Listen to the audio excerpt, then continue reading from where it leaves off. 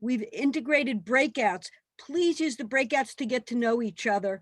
And we have a little bit of a social hour tonight that Jamie is our cruise director. He's also my executive director at the ALS Hope Foundation.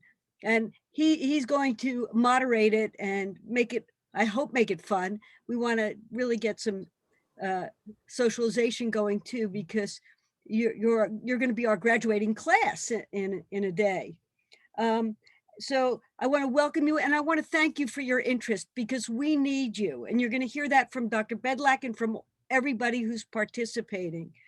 I want to thank our faculty. There's Dr. Bedlack, of course, wave a little bit. In case anybody doesn't know Dr. Bedlack, his outfits speak for him. Dr. Lyle Ostro, who's here with us. Lyle's from Hopkins, and he's been a real friend to the CRLI and to me personally. Dr. Piera Pasinelli. Piera runs the center and the research program at Jefferson, and she's been a long-term friend. Some of the people who aren't here yet, Dr. Andrews from Columbia will be, oh, Jincy, my God, you made it. Jincy's on here. Jincy also has been a long-time friend. Jincy's at Columbia and also the co-chair of NEALS at the moment. And Dr. Ellman will be on in a little bit. Dr. Macklin will be talking to you about statistics. Don't get scared. He makes statistics easy. He really does a great job at talking about statistics. We also have Dr. Ristalina Yeva, who's from Jefferson, and Dr. Lauren Ellman from Penn. So we have our Philadelphia contingent, and myself, Terry Hyman Patterson, for those of you who don't know me. So I want to thank my faculty, because they're giving their time, and they'll be in the breakout rooms with you intermittently, and you know, you'll have a chance to talk with them one-on-one or two-on-one. Don't gang up on them, please. Be nice. So I want to thank you guys for coming. I want to thank the faculty, and I have to thank the folks at the foundation who helped put it together and helped me get this together. Of course, my executive director, Jamie, wave Jamie. You'll get to know him. Sarah Addix, wave Sarah. Sarah Feldman, who's somewhere on there, Sarah. Noah Woods. Noah's, well, he's actually coming on. Noah is our co-op. We're teaching them young. We want to get college students interested in ALS, because they're our future, right? And Mary McCoy, is Mary on yet? Mary McCoy isn't on, but Mary also works at the foundation. So now that I've made some introductions, I'd like to have us all say a little bit about ourselves and go around, and then we're gonna, we'll go over the agenda a little bit, and then we're gonna open with Rick, he's always a show opener. So I'm Terry Hyman Patterson. I'm the medical director at Temple of the ALS Center, and I'm president of the ALS Hope Foundation, and we're really committed to making a difference to people with ALS any way we can. And that's all I'm going to say about myself, but why don't we go through let the faculty introduce themselves, and then we want all our participants to talk about themselves. Jincy, why don't you go ahead? Oh, I always get stuck at the top of the alphabet. I'm Jincy Andrews. I'm the director of neuromuscular clinical trials at Columbia University. I see patients. I also do clinical trials at the center, and you know, I'm really happy to participate in this CRLI and be part of the conversation. On the side note, as this is going on, it's a school day, so I have 3 children, if you guys don't know that already, and they'll be coming in and probably trying to join in on this whole thing, because they live and breathe ALS as much as I do. So just bear with me if any interruptions occur, and my mom, so, and my husband. I got a full house here.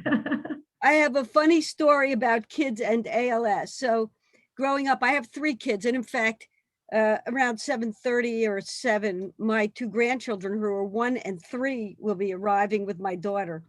But growing up, when my kids would whine at me and I'd ignore them, they would look at me and they'd go, well, if I had ALS, you would pay attention.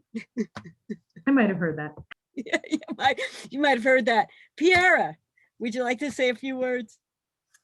Sure, I've had the same comments from my kids, only two, but yes. But anyways, hi everybody, it's very nice meeting you. Piera Pasinelli, I'm the director of the Weinberg ALS Center at Jefferson and a neuroscientist by training, having worked on ALS research for the past 25 years. Like Ginzi, I'm very happy to be here, I know many of you, and to meet and to work together for the next 2 days together with you. So I want to thank Terry and the ALS Hope Foundation for getting us together today. And next I see Lyle up there.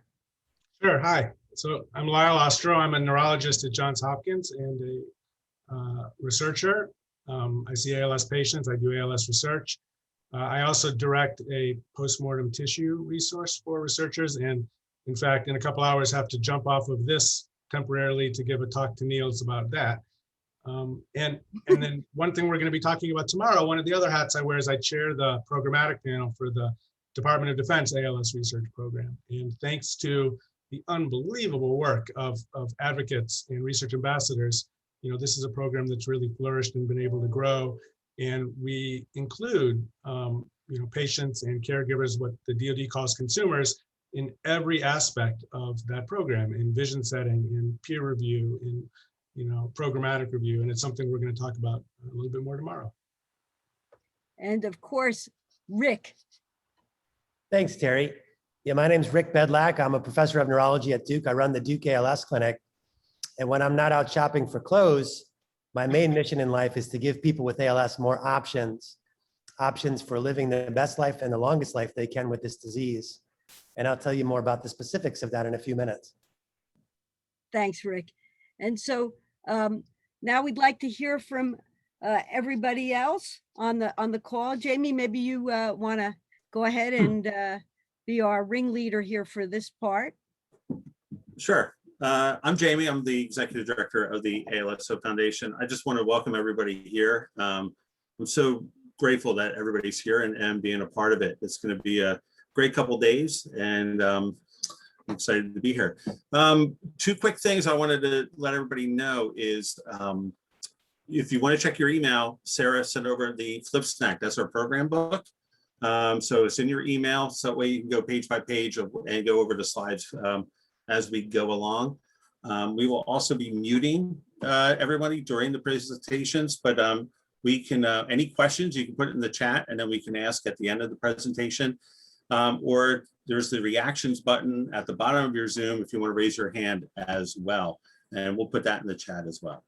I want to start off by introducing Sarah Brendall. There's a lot of Sarahs on here, but the most important Sarah is Sarah Brendall.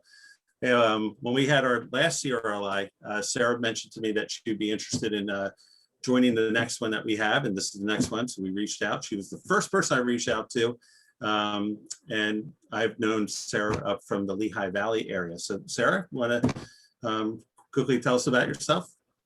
Sure. Hi, as Jamie said, Sarah Brendall. I am married. I have 3 kids. I was actually diagnosed in 2009. So tomorrow is actually my ALS anniversary, so 12 years. Likely at this point that it's PMA, which is a slower progressing form of ALS. Mostly only affects my arms and legs. I still don't have any issues with breathing, swallowing, so I'm very lucky there. My boys were 5 and 6 when I was diagnosed, and now one is graduating high school in a month, and the other one is a junior. And after I was diagnosed, we ended up having a baby girl. So she is now 10. So this is the only life she's known. So, but they're a great support system. They definitely help out. And as Jamie said, I've been active with the Lehigh Valley Walk and advocacy in Harrisburg. I've been there just about every year since diagnosis. So excited to learn something that I don't know much about yet. Well, we're so glad that you're here, Sarah. And turning it over to another Sarah, Sarah Addix, really quick. Hi, everyone. I'm Sarah Addix. I'm the development director for the ALS Hope Foundation. I'm fairly new to the foundation. I started back in August.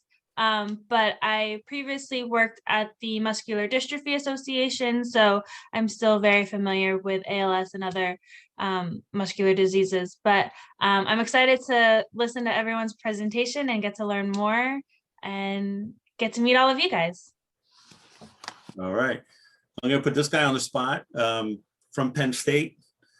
I want to introduce you to Greg Bauer. I know him. He was, his wife was my son's teacher, and she had an ALS sticker up when we went to back to school night. And they knew me from doing some ALS advocacy, and we connected, and Greg has been really instrumental in a lot of other areas of advocacy. So Greg. Thanks, Jimmy. Yeah, as part of my introduction, I'm a proud Penn Stater. I played football there in the early 2000s. I'm part of a C9 family. We've lost 5 people, with the 6th currently at the late stages. I am also a positive gene carrier, so it's a win, not if for me. So for a long time, I've been pretty heavily involved in advocacy work. More than ever, it helps me not feel helpless as sort of the clock continues to run down to what I think is the worst thing on earth. So I try to do everything I can to support research, support trial design, do anything I can just to give hope to those that have it now and hope to those that are going to get it, whether they are part of a familial family that know what's coming or part of the sporadic group, if you still use that label, that it hits them out of nowhere. So I appreciate everyone on this call, and I'm really looking forward to the session. Thanks, Greg. We appreciate it. And thank you for sharing that with us. It's good. Want to introduce everyone to Todd Legg. He's coming over from Jefferson, and I'm excited to get to know you, Todd, and take it away. All right, I'm Todd Legg. I kind of got thrown into this. I was doing the biolab stuff on Wednesday at Jefferson, and kind of, hey, you want to do this? So kind of got thrown into here. I'm in school right now. I'm a teacher. About 24 years of teaching math in the same high school I graduated from. We lost my mother in 2010 from ALS, and she was the first one in the family that we are aware of. We carry the SOD1 gene. Didn't know that until I started having issues, and then they were like, well, we got to test you. So since then, we've gotten 7 positives out of not only my mother obviously was positive, but her sister is now in a nursing home with ALS. She was diagnosed after me, probably because I was diagnosed, actually. My uncle carries it also. So out of the 3 of that generation, all 3 have it. In my generation so far, the ones that have gotten tested, we've only had 1 negative. We got a couple tests that are still floating around there. All of us have kids, so we're looking for anything possible to try to stop this chain that we didn't know we even had in the family. I am in the tofersen trial at UPenn, and I just got my open label extension, my first dose on Tuesday. So that's where I'm at, and I'm here to do whatever we can. Thanks, Todd. I appreciate you sharing that, and we're glad that you're part of this community today. Speaking of teachers, I want to throw it over to Brian and Lisa. If you guys want to say hi really quick. Yep. Hi, I'm Brian Rostica, and my wife's going to mute there probably.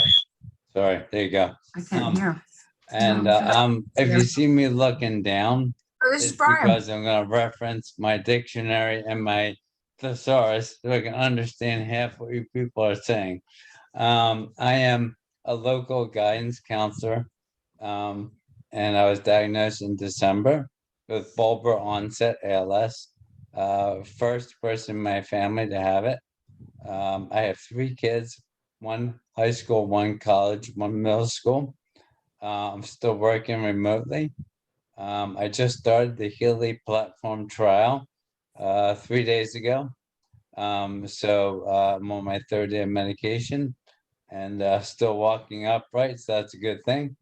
And I'm honored to be here, truly. So I'll let Lisa introduce herself and I'll mute. Hello, I'm Lisa, Brian's wife. Like he said, he was just diagnosed in December, so we are new to all of this. Anxious to learn a lot, and like he said, we're honored to be here. We feel like anything we can do to help other families from having to go through this in the future, that's our main goal. And our oldest is at Penn State, Greg's. I thought I'd throw that out there. But yeah, we're just happy to be here. I'm also a teacher. I teach 5th grade in Council Rock.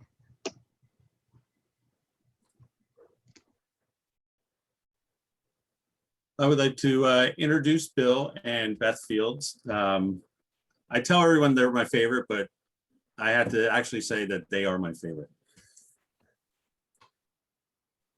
You guys want to say hi really quick?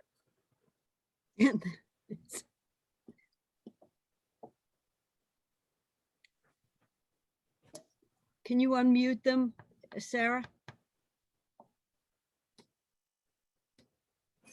Here we go. As Jamie said, we're Beth and Bill. I actually have PLS. I was diagnosed about 8 years ago, and I was with a doctor at the University of Maryland, Dr. Kwan, and he went to Temple, and I followed him. So I used to live in Baltimore, followed Dr. Kwan, and last year, I think it was, Dr. Kwan moved on. So I'm still with Temple. It's an amazing environment, and I have been there about 2 years. I have had, or my diagnosis for PLS is about 8 years. Dr. Kwan told me about 2 years into it that he said, I hope this comes across in the right way. He said, oh, guess what? We're pretty sure you don't have ALS. And I'm like, holy shit, I never even thought that was possible. So I obviously am ignorant to some of the differences in progression. I do not have any family members other than myself who has had or even had a neurological condition. I was pretty much symptom-free for 2 years. I would just trip and fall, and it was actually a joke that I was clumsy. And then in about 4 years, my speech has slowed, and I use a walker. Thank God I'm independent. I'm able to care for myself. But I do use a walker. So my legs, some of my arms, and my speech are the main impacts. Bill and I have been together over 10 years. So I have to give him a huge credit. Credit may be the wrong word. Acknowledgement and appreciation from my heart for having been with me through this and not walking. I think any caretaker who may change their situation is amazing, because we're a lot on a lot. So a bit personal, we were in Baltimore City, Fast Point, loved it, but obviously my disease didn't allow me to have a city life. So as of February, we have moved to Delaware, and we're by Lewis and Rehoboth in a town called Millsboro, and we bought a home, and on the lake. On a lake, so life is pretty good considering all things. I don't know if you wanna, I don't wanna speak for you. This is my bill. I'm her bill, and because I cost a lot. No, but I think the more we understand the differences on what we need to do to make her happy and comfortable, I think it gets easier every day. We have hard times, you know. Sometimes I think maybe as a support person, I can use some support. You know, it's a lot. Mentally, and but I feel like this has been a godsend and a curse at the same time. So, you know, Yeah. And we're interested. we have a good time. We're interested in how we can be more involved and help be part of a community, and less individuals with what we have. So our goal is to be more involved and contribute. You never know how you can help someone. That's it. Well said, Beth and Bill, and thank you for sharing. That's awesome. And you know, we're so glad that you both are here, and Thank you. you know, and you're part of this family here together. So welcome. Thank you. It's always good to see you guys. I too. want to turn it over to Gary Curtis real quick. Oh, thanks, Jamie. I'm delighted to be here. I got involved back, I think it was like 3 or 4 years ago. We founded what we call 5K Run for Hope, which was a big success, and we have our third coming up. And that really began the beginning of my relationship with the ALS Hope Foundation, and I'm now involved in a whole bunch of things, all as a volunteer, and it's been, as I call, a labor of love. It's been great, and a great organization to work with, and just happy to be here and really looking forward to learning over the next couple of days. Thank you, Gary. I see someone ready to talk. Christine Sinclair. I don't know if you're able to mute, but we wanted to welcome you and say hello. And we're so glad that you could join us today.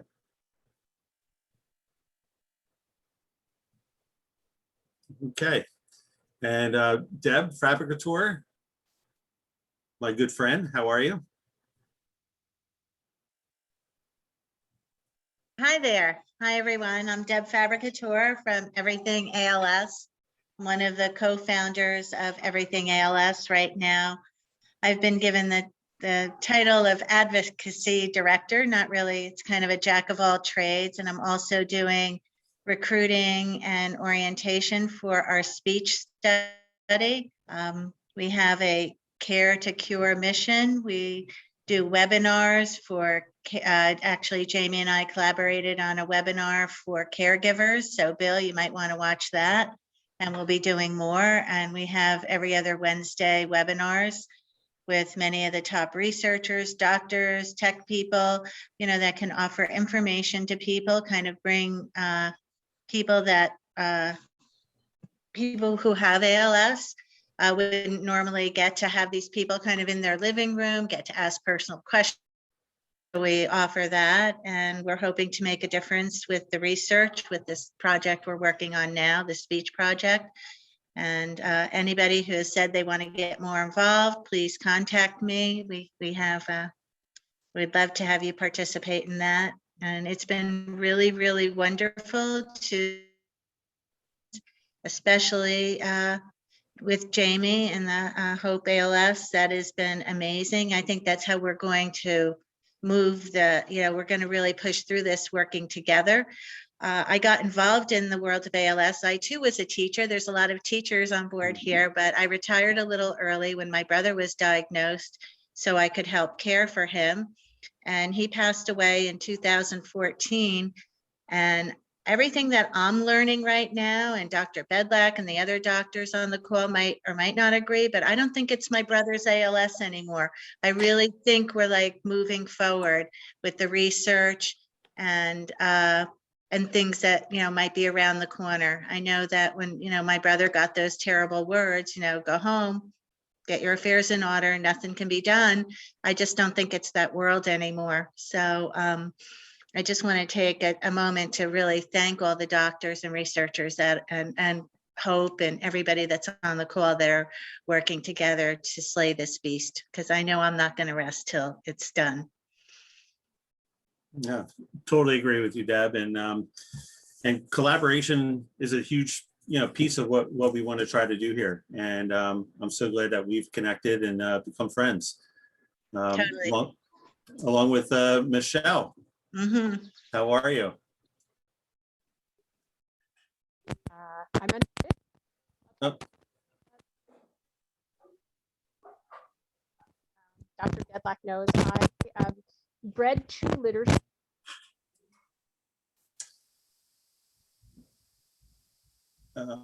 Michelle, not to cut you off, we can't hear you. So we'll try again. Is this better? Yeah, perfect. Okay, so my story's different. I started out, I'm a lawyer by training, but I started out about 20 years ago with breeding 2 litters of dogs that had the canine version of ALS called a degenerative myelopathy.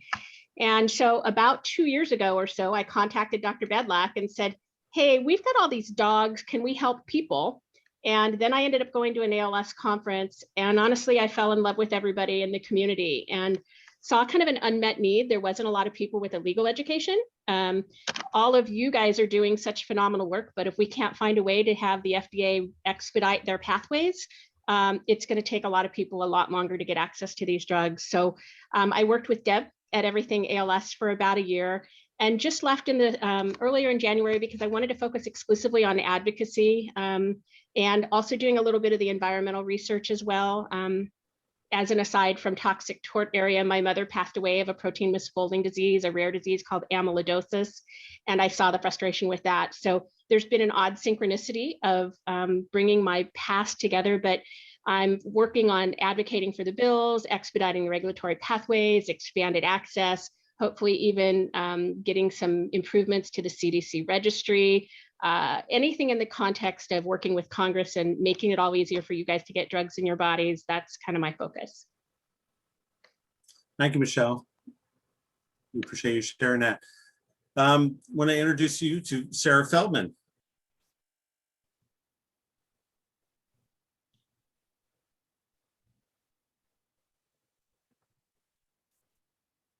Of course, as soon as you do that, I can't unmute. Yeah, of course. My name's Sarah Feldman. I'm the physical therapist and assistive technology professional here at the ALS Center at Temple. I also do I'm the clinical evaluator for the trial. So you might see me doing the outcome measures if you come in here for one of our research protocols. And I've been doing that I've been at the center since 1994. And I have been doing clinical trials for about just over 15 years. So I can always learn more though. And I always love to learn from people and caregivers living with the disease. So that's why I'm here, to learn from everyone else. Awesome, Sarah. It's great working with you as well. Kathleen? Hello? I think yep, there she is. Hi, Chris, you want to come over here? Yeah. I'm going to introduce both myself and Chris Bauer. We're both the clinical research nurse coordinators. And down. Unfortunately, Chris's video does not work, so we're in a very small office, so you should be able to hear us loud and clear. But we do the clinical trials for the ALS Hope Foundation here at Temple. I've been, I guess, 5 years in since Dr. Patterson moved to Temple University. Prior to that, I was a clinical trials coordinator for the past 20 years here at Temple. So I guess you could say I'm fairly new to ALS, 5 years. However, I've been a neuro nurse pretty much my whole life. And this is Chris. Hi, I'm Christine. I worked with Dr. Patterson at Drexel before she came to Temple from 2004 until 2016, the end of 2016.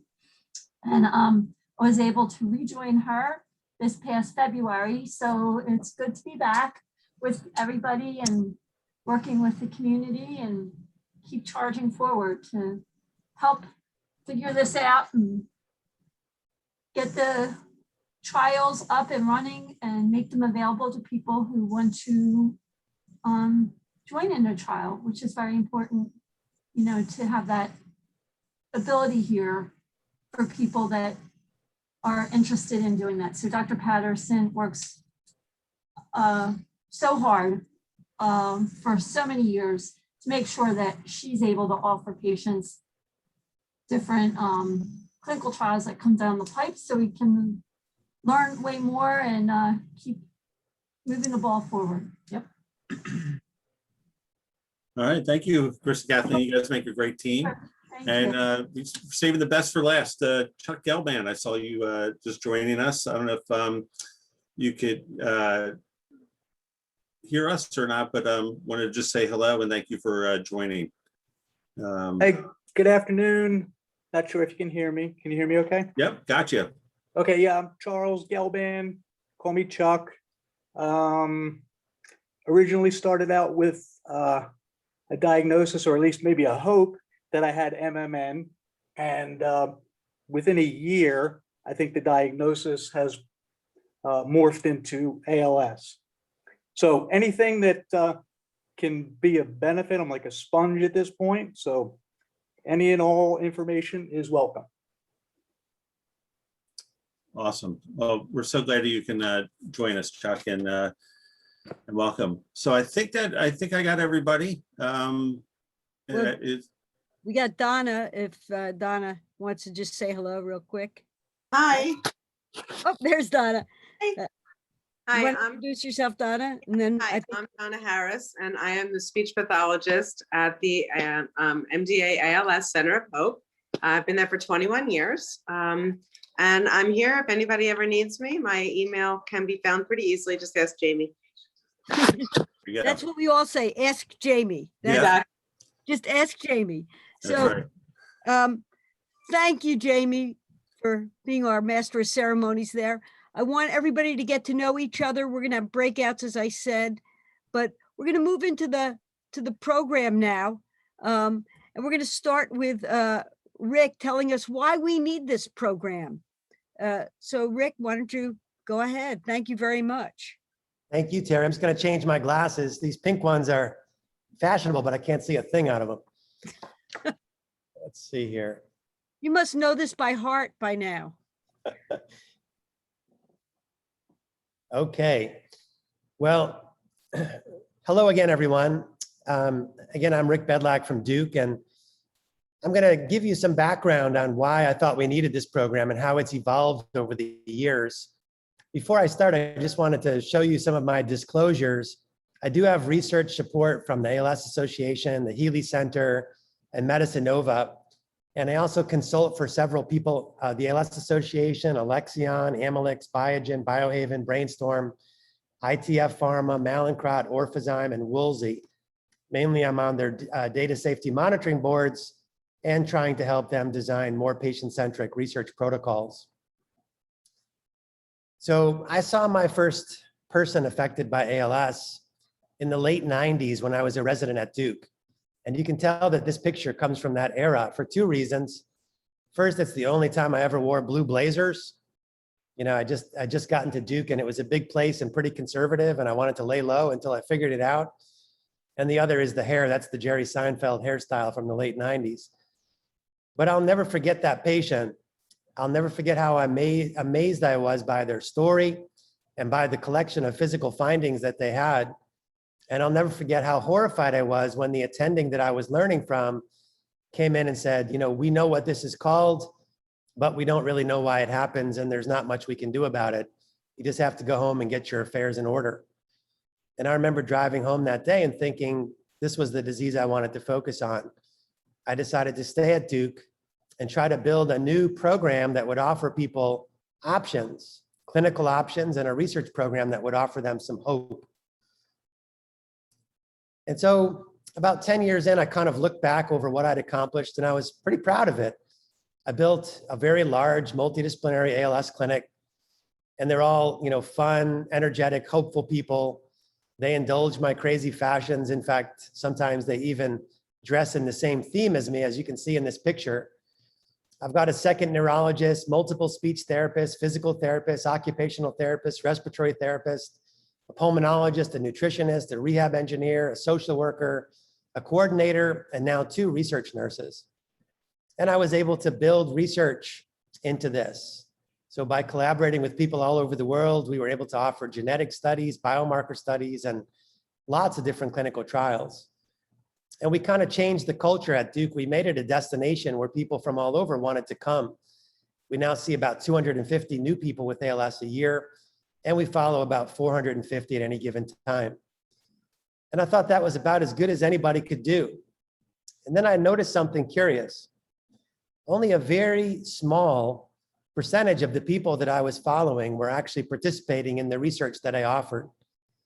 And as I looked around at other clinics, it was the same. I found that somewhere between 2 and 10% of the people with ALS in clinics around the United States were participating in research. Look at it in a different way. We did something called the trial enrollment rate, the number of people who enroll per site per month in a clinical trial. And so most of us now see, between 60 and 80 patients in a month. And on average, if you look at published trials, 2 patients per site per month enroll. And the other thing was, back when I looked at this around 2008, this really wasn't changing much over time. We had about 40 years worth of clinical trials, and the enrollment rate was about the same. So to me, this was really important because first of all, it meant that people were being deprived of the benefits of being in trials, and there's lots of benefits. Obviously, there's the possibility of getting something that might help. There's the hope and altruism that go along with participating in a clinical trial.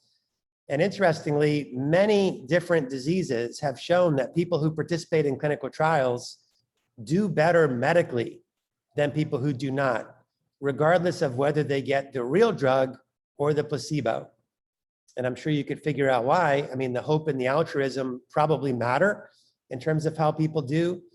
But if you've been in a research study, you know that we see people much more often and we measure a lot more things.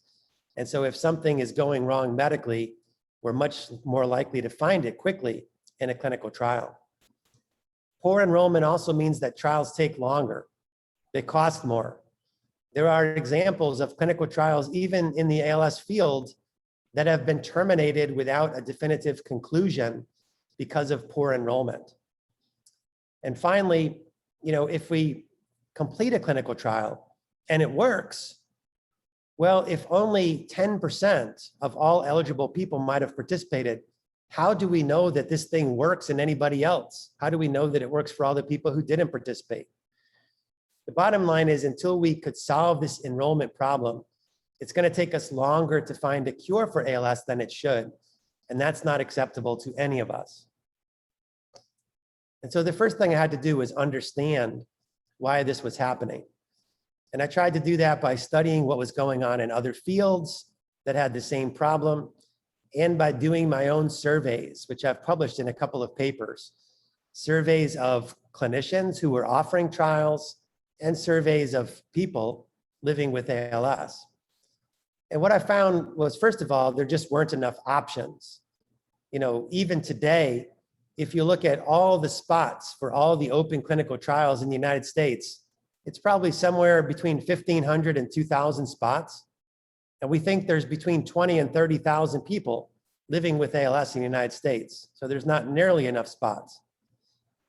But another problem was that people with ALS felt disconnected. So many of them were unaware of their research options. Their doctors weren't telling them, keeping them informed about studies. Many of them had misconceptions about research options. So for example, we had questions about a biomarker study, and many patients thought, well, I've already donated blood for another biomarker study, so just use some of that blood for your study. And unfortunately, it doesn't work that way. I found that many people didn't appreciate the kinds of models we were basing our studies on, didn't appreciate the small effect sizes that we were looking for. Many of our trials were very restrictive in terms of who could be in. So most of the patients in my clinic would have been excluded even if they wanted to participate. Many of the trials that we were doing were using placebos, which are not acceptable to some patients. Many had lots of in-person visits, and that can be difficult. Many of my patients live far from my clinic. Asking them to come in every month or even more often for an in-person visit is a lot. And many people didn't appreciate the long time that it takes to get results. In some cases, it can be years, 2, 3, even 4 years between when the first person in a trial enrolls and when the results become available to everyone. And as a result of these frustrations, many people who might have been eligible for research study were self-experimenting with alternative and off-label treatments, things like curcumin and coconut oil. And they were frustrated that doctors were not more interested in these kinds of products.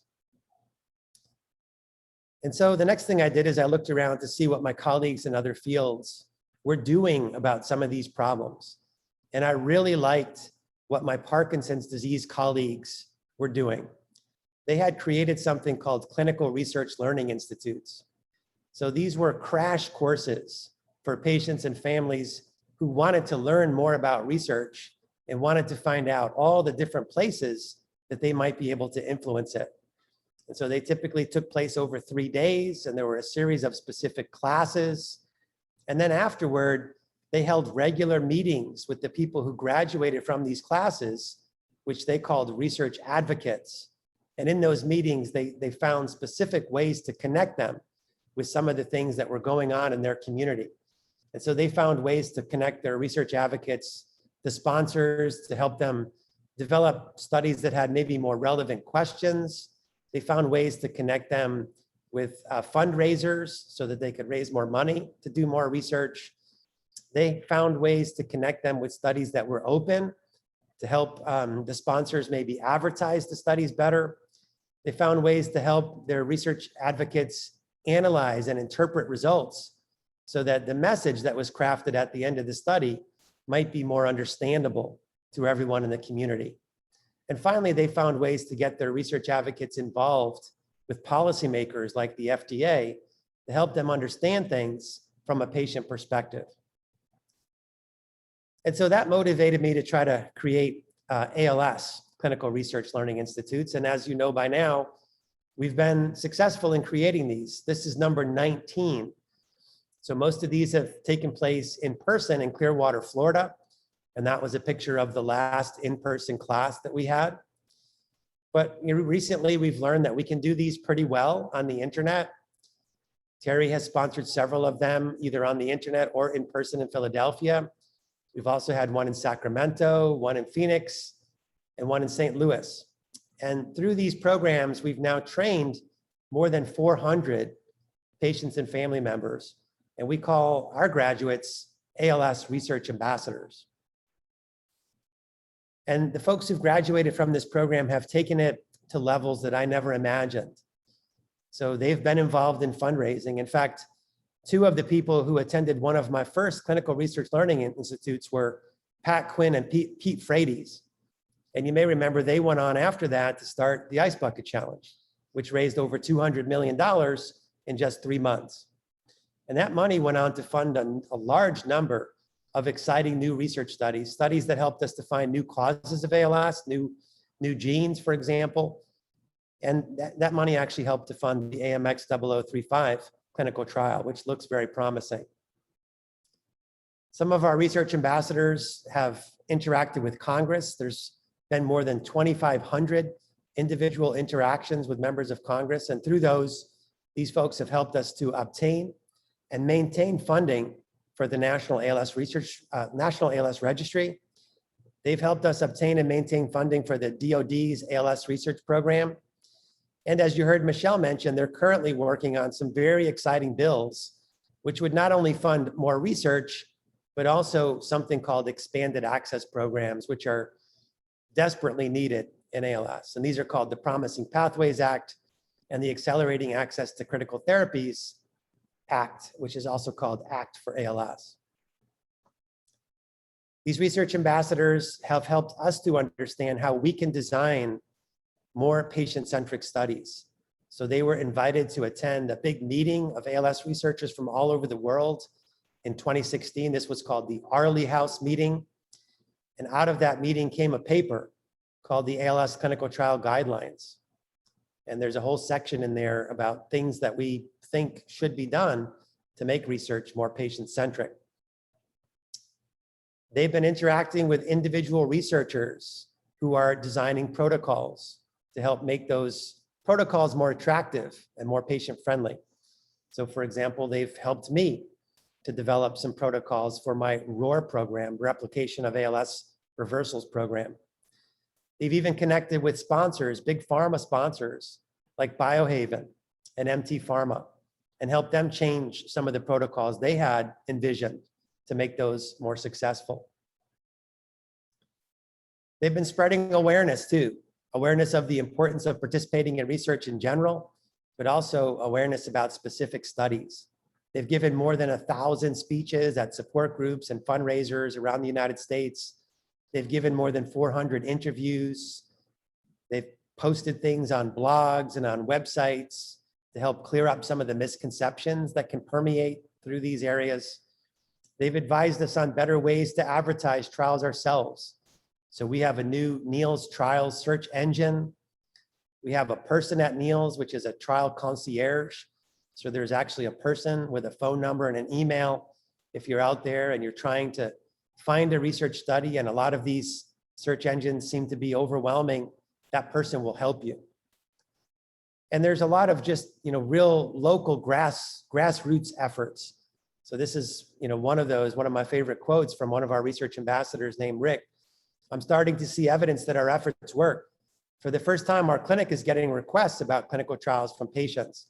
I'm speaking to support groups around our state, and it's piqued their interest. I'm working with our clinic to make myself available on clinic day to provide information and guidance with the trial process. So Rick was actually just showing up at his ALS clinic, even on days when he wasn't supposed to be seen there, and just sitting out in the lobby and helping patients and families to navigate the clinical research process. And as I said, they're clearing up misconceptions in chat rooms. They're teaching other patients about research terminology. They've been liaisoning with the FDA, and they participated in something called the ALS FDA Drug Development Guidance. And if you haven't seen this, I would encourage you to take a look at it. There's a lot of things in there that should expedite drug development and should make it more patient-centric. And now our challenge is to get the FDA to actually adhere to this document that's been put out. And they've been helping to educate me and many other patients and families around the world about some of these so-called AOTs. So I've got some research ambassadors participating in ALS Untangled and giving me feedback on how I can make it better. If you don't know what this is, it's a group that I started in 2009. It's now a team of over 130 clinicians and scientists from across 11 different countries that are working to specifically review AOTs suggested by patients and families. And our ultimate goal is to help people make more informed decisions about them. We know there's always going to be some people that are going to self-experiment, and we just want to make sure they understand the different options that are out there. And so a little bit about what you can expect from the faculty that are on this call. We're going to teach you about research, about the process of it, about how you can look critically at a scientific publication, about the ALS pipeline and why we're so excited about it right now, about some of the barriers that are out there to us being successful in terms of bringing these exciting products to you, and about where there are opportunities for us to work together to overcome these barriers through education and advocacy. We're also going to lead a monthly call, which is called the Peace Committee, Patient Education and Advocacy Committee. And you are all invited to participate in this with us. And on this call, we have various stakeholders in the ALS community who are going to present projects that they're working on where they want research ambassador input. And the faculty will also pledge to be available to you from now on to answer your questions about research, to give you suggestions about research, and to mentor you on some of the advocacy and education projects that you might decide to take on. We do expect some things out of you as well. We're hoping that you'll be engaged throughout the program, and afterward, it's always a little bit harder to be engaged virtually. But I already see people typing into the chat box, which is great, and we'll make sure we get to those questions at the end. There's a paper that we're going to take you through tomorrow, and it's so much more helpful if you read the paper ahead of time and try your best to critique it. I think you learn a lot more when you do that, and we show you how we critique it. There's going to be an evaluation at the end of each one of these talks and at the end of the whole program. And it's so helpful if you complete that evaluation. You know, this program today does not look a lot like the program that we first put together in 2011. We've changed it every single time in response to feedback from research ambassadors like you. It's much better now than it's ever been. We want you to embrace this title of research ambassador. And in that role, we want you to go out and educate and advocate to other patients and caregivers living with this disease and to decision makers. Help us design better trials. Help the FDA to understand what it means to be a patient with this disease and what your risk tolerance looks like. Come and join us on the Peace Committee meetings every month. And finally, on the NEALS website, we have something which is called the tracker. And we really want you to maintain this. You're going to be given keys to it when this is all over. Whenever you do something that's related to your role as a research ambassador, please go on to the tracker and tell us about it. Honestly, you know, this program, each time we put it together, we have to try to think about how to fund it. It's a lot less expensive to do it this way than it is in person, but it always costs something. And, you know, when we're asking for money, the first thing that sponsors always ask is, well, can you show us any evidence that this thing works, that it does anything? And this tracker is a really important piece of arguing with them that this does actually move the needle. And so I think Terry's already gone over the agenda with you, so I'm not going to do that again. But I will stop here and take questions, see if I can figure out how to open up the chat box. Okay, if you have questions, just go ahead and type them in. And while you're working on that, I think I have one more slide. Nope, I don't, but I did want to say at the end, just thanks. I mean, thank you, Terry, you know, for putting this together all these years. I know from organizing it myself how much work it is. Really appreciate it. Thanks to all the faculty who are on there.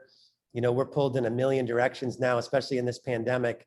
So I really appreciate you taking the time on a Friday afternoon and a Saturday morning to do this. And thanks especially to all the people who are on here living with ALS. I think I speak for all the faculty when I say the reason that, you know, we've devoted our lives to this disease, the reason we work so hard is because you inspire us. You're constantly inspiring me to work harder and to try to think outside the box to create more options. So thank you. Thank you so much, Rick.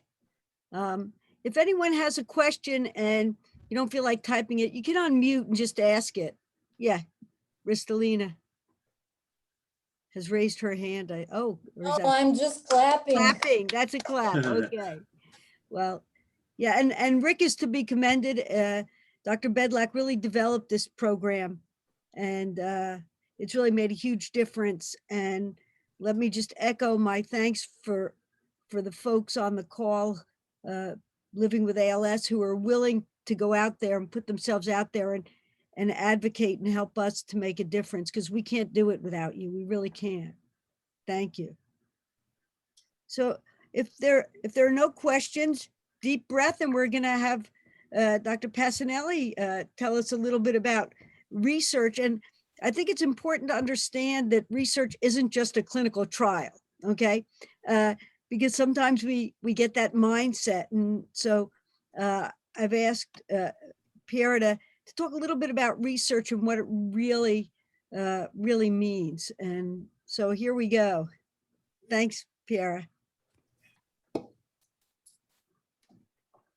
Yes, and thanks, Terry, and good afternoon again, everyone. I want to echo what Richard just said. I want to thank Terry for organizing this. It's never easy, and in particular for bringing us all together. We have heard during the introduction how important is collaboration and how important that we raise our voice. We are really in this together, right? And so thank you for being here this afternoon, and thank you for working with us. So you have heard from Dr. Bedlack really talking about the importance of events like this, of the Clinical Research Learning Institute, and why patients' involvement and educations are really crucial. And I am also a firm believer, since I started to work on ALS 25 years ago, that even in the laboratory where I work, and even at the bench, normally Lab people, the laboratories are always very far away, and they keep far away from the patients. Even at the bench, everything we do is for the patients and about the patient.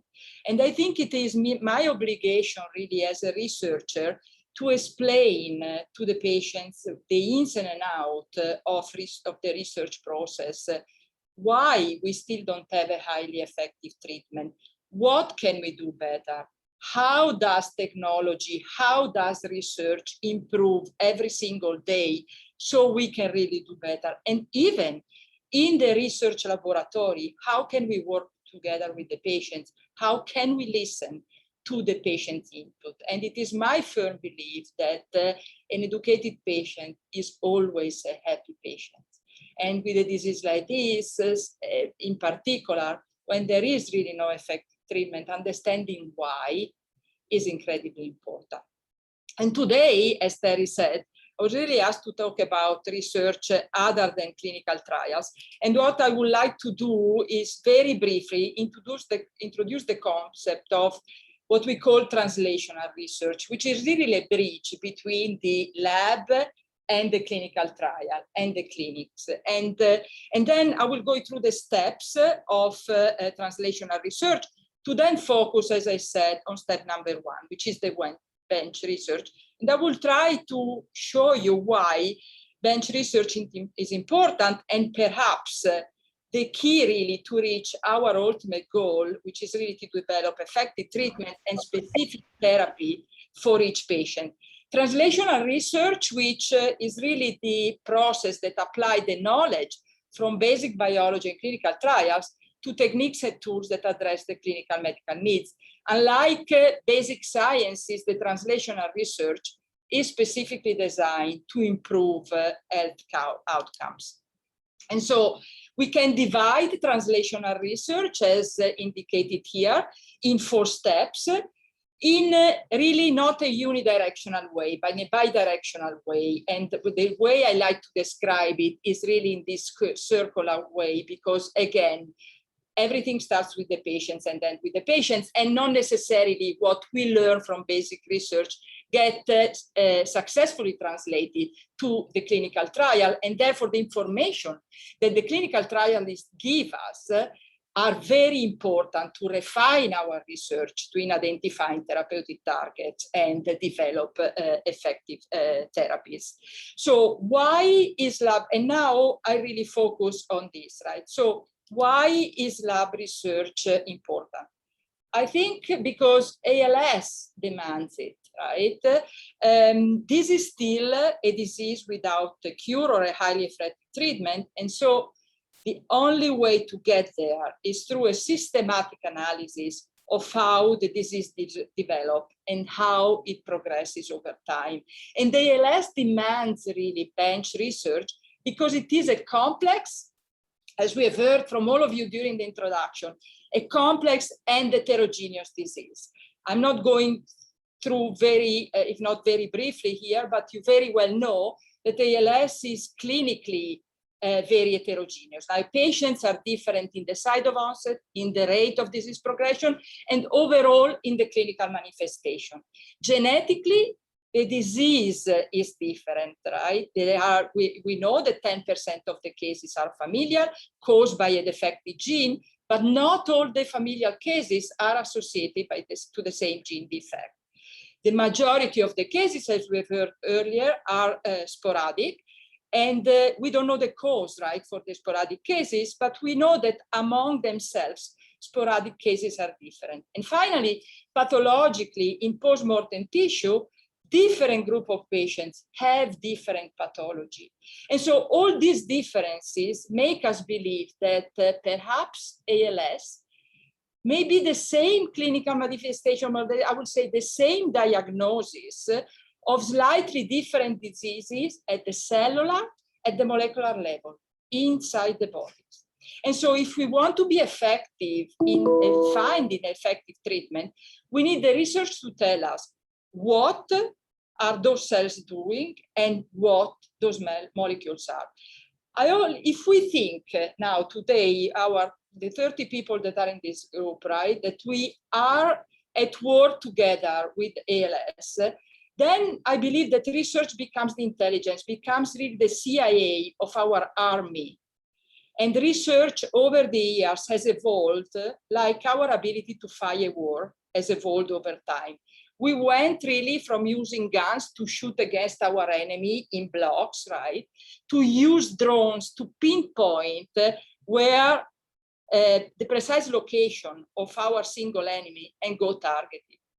Same with research. Over time, technology has allowed us to identify specific genes that cause specific forms of ALS. And now we're beginning to look at specific clusters of proteins inside the body of the majority of the patients using patient-derived cells in a process that I will describe a little bit later, which is called precision medicine or personalized medicine. So what are we looking for when we do research, when we do bench research? As you will hear throughout this course, and I think that we are looking for therapeutic targets, and Dr. Osro in particular will go more in details about that. So, well, each gene, each molecule, each protein, each metabolite that we discover through lab research, and each cell that we study in the lab is a potential therapeutic target. Our ultimate goal is to identify targets for each group of patients and then develop specific and therefore more effective therapies. Throughout the day, and actually starting with Dr. Bedlak 2 minutes ago, you will also hear, and you've heard the term biomarker, that we need to quickly diagnose ALS, to determine at the day of diagnosis how fast or slow the disease will progress in any given patient. And importantly, once we get into the clinical trial, we need those biomarkers to determine whether the drug or the therapy that we are testing got into the brain and spinal cord and whether it is working or not.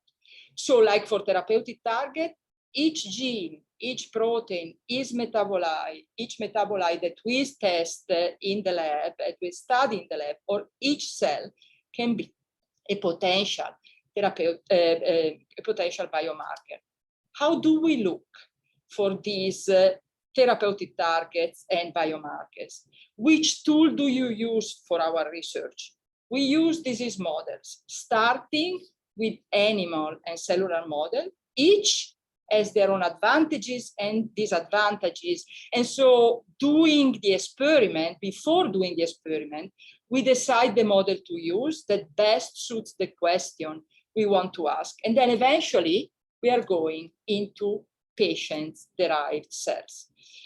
To model disease in the laboratory, we have to start somewhere. And normally we start with the genes we know cause ALS, introduce these defective genes into the animals, and then we study the effect in vivo of these genes inside the brain and the spinal cord.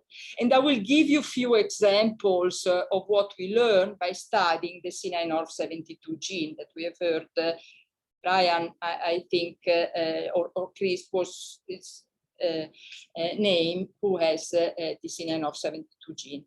As you will see in a minute, we now have the opportunity to also model sporadic ALS in a Petri dish and in the laboratory. So how do we learn from genetics? Which targets and or biomarkers have we identified by introducing into models an ALS positive gene? I will show you in the next 2 slides 2 examples of what we learn, as I said, from modeling C9orf72 ALS, but really the examples can apply to any other gene. We have heard Todd talking about the SOD1 mutation in his family. Because of this, why C9orf? Because this is really the most common gene to cause familial ALS as well as frontotemporal lobe dementia. Mutation in C9orf72 gene have also been found in about 10 to 50% of apparently sporadic cases. And importantly, the discovery of C9orf72 enabled us to look at ALS with a different lens. What I mean by that? Discovering and studying pathways and proteins inside the motor neurons that we did not know. were involved in ALS, opening up venues to really identify new therapeutic targets and therefore perhaps also develop new possible effective therapies. So we have learned by studying Sinanov 72 in the lab that, for instance, the expansion of these repeats, actually perhaps I can go back, I didn't tell you actually what is the mutation, right, for Sinanov 72. This is a small piece of DNA, it's expanded DNA sequence in which healthy individual is repeated 2 to 20 times, but in patients with ALS is repeated 100 to 1,000 times. So what we have learned studying Sinanov 72 since when it was discovered in 2011 is that this repeat expansion make the gene do something that it normally wouldn't do. So to produce toxic proteins that we called, or small products that we call the DPRs, that we know accumulate and cluster in the patient's motor neurons, ultimately making the motor neurons dysfunctional, and in particular, ultimately making the motor neurons disconnect, unable to communicate with the muscle. We also learned that these DPRs can spread from cells to cells, from motor neuron to motor neurons, or from other cells in the brain and the spinal cord to motor neuron, perhaps contributing to the spreading of the disease. As you very well know, ALS starts focally and then spreads, right? And this is a possibility. The reason why I'm showing this is simply because I want to, you understand, I think, that these DPRs and these toxic products of the Sinanov 72 gene can be both a therapeutic target. If we can get rid of them, perhaps we can really slow down disease progression in the patient or even spreading of the disease in the patient, and can also be a biomarker, because we know now that we find them as disease progressing, not only in the spinal fluid of the patients, but we're also able to detect them now in the urine and in the blood of the patients. And there can be a good therapeutic target. And in fact, perhaps you will hear later also from, for sure, from from Ginzi, but there are now efforts to develop antibodies against these DPRs, right? So if we can get rid of them through what we call a possible immunotherapies. And these are the antibodies are being tested right now in the animal model with this disease. Obviously, the gene itself, the stretch of DNA sequence of repeats, can be a target itself, is the target number one, right? If we can really remove that or knock it down or make it inactive, then we can really stop the cause right there. And as you very well know, and when you will hear later, Biogen is already in trial with the gene therapy, which is called antisense oligonucleotide repeats for the Sinanov 72 gene, and also for SOD1.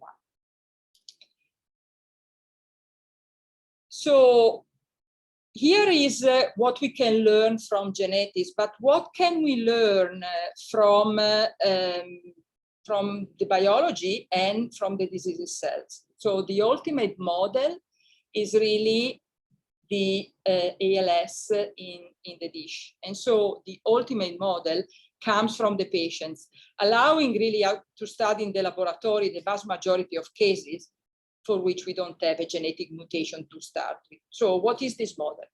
We can now take, sorry, I went too fast. So we can, oh, yeah. So we can now take blood or skin cells from the patients and in the laboratory, convert them, revert them into stem cells. The stem cells are pluripotent. And so what does that mean? They have the ability to become, in the lab, every cell in the body that we want. So they also have the ability to become motor neurons or cortical neurons if we want to mimic a frontotemporal dementia. And also any other cells that we know participate in the disease within the brain and the spinal cord. We can also push the stem cells again to become the glia cells, right? So ultimately, these cells, to study these cells, the study of these cells, I would say, allow us to identify molecules, proteins, and genes, or a group of patients, let's say slow versus fast progressor, or bulbar versus limb onset patient, so we can divide them in groups. And then we can test drugs in the patient cells, specific for each group. In that process that I told you before, this is called personalized medicine. So what can we learn from these cells? We can learn from the genes, but we can also learn from the cells. And in particular, what can we learn from cells other than motor neurons, right? We know now that ALS is a disease that, yes, the primary targets are the motor neurons, but we know that is also a disease, as we say, of a bad neighbor. Within the brain and the spinal cord, the cells that surround the motor neurons become toxic and kill eventually over time the motor neurons. Now we have the ability to take these glia cells, these cells other than motor neurons from the patient, and then look how they become toxic, right? Study whatever they release that eventually goes and kills the motor neurons. And here are just examples of what we have identified. It doesn't really matter. What the purpose here is really to show that any of these molecules, any of these green dots, can become a therapeutic target. Again, like for the DPRs, if I know that these are the bad guys that over time continue to kill the motor neurons and continue to enhance disease progression, now perhaps I can use again antibodies, immunotherapies, or something else to remove them from the brain and the spinal cord of this patient, perhaps giving the motor neurons the ability to live longer. And again, this is really the end. To summarize, I hope I really was able to convey not only my passion, but the importance of why it is important to start and to understand the whys and how ALS comes about. And in particular, for us researchers, but for all of us here, to understand the challenges that we face with the disease, which is a complex disease. Technology and research now is giving us the ability to perhaps transform these challenges into opportunities, and given us the ability now to really identify each group of patients, sort of what the cancer field has done, and then through biomarker and diagnostic markers, and eventually through specific therapeutic target, to really divide patients in different groups for which we can develop a specific therapy, and then each patient benefit from the right therapy. And so with that, I really would like to thank again all of you for listening, for being here. I know that oftentimes basic research can really be overwhelming. I really try to do my best to really make it less overwhelming. I think is very important to understand. And I would also like to thank not only everybody here on this call, but also our patients and all the team at the Weinberg ALS Center, because precisely because of the importance of educating the patients and involving the patients, really created this clinical research integrated program where everybody works together. And in fact, Friday is clinic day for us. And before joining this group, I was in clinic like some other basic researcher in the lab to really talk to our patients about what we do and what we have done here. So thank you so much for listening and working with us. Thanks so much, Piera. That was a great overview of the importance of that bench to PAL and how important it is. and how it's going to lead to the personalized and real progress. So does anyone have any questions for Dr. Pasinelli? I mean, you can feel free to unmute or put it in the chat box.